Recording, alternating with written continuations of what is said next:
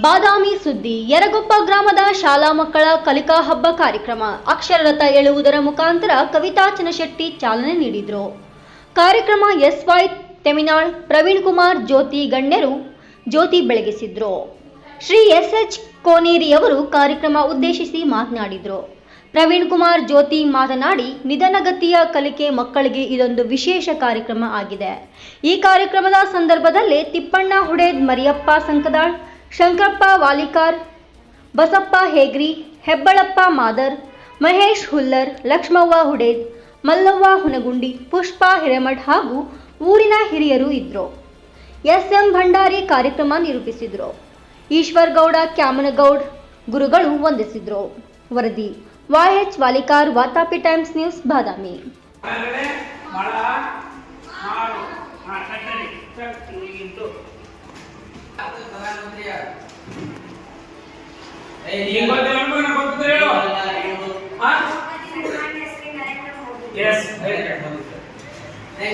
ಕರ್ನಾಟಕ ಮುಖ್ಯಮಂತ್ರಿ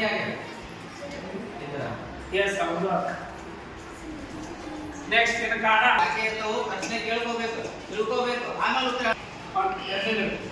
ಅನುಸ್ವಾರ ವಿಸರ್ಗವನ್ನು ಏನೆಂದು ಕರೆಯುತ್ತಾರೆ? ಅನುಸರ್ಗ ಮತ್ತು ಇನ್ನೂ ಹೆಸರೈತೆ. ಗುಡ್, ಎಸ್ ಸರಿಯಾದ ಉತ್ತರ. ಮತ್ತೆ ಕನ್ನಡದ ವರ್ಣಮಾಲೆಯಲ್ಲಿರುವ ಒಟ್ಟು ಸ್ವರಗಳ ಸಂಖ್ಯೆ ಎಷ್ಟು? 54. ನೀವು ಆ ಡೈರೆಕ್ಷನ್ ಗೈಡೆನ್ಸ್ ಉಪಯೋಗಿಸ್ಕೊಂಡು ಅಲ್ಲಿರ್ತಕ್ಕಂಥ ರೂಮ್ಗಳಿಗೆ ಏನು ಮಾಡ್ತೀವಿ, ಹೋಗಿ ಸುಮ್ಮನೆಗಳನ್ನು ಚುಚ್ಚಬೇಕು.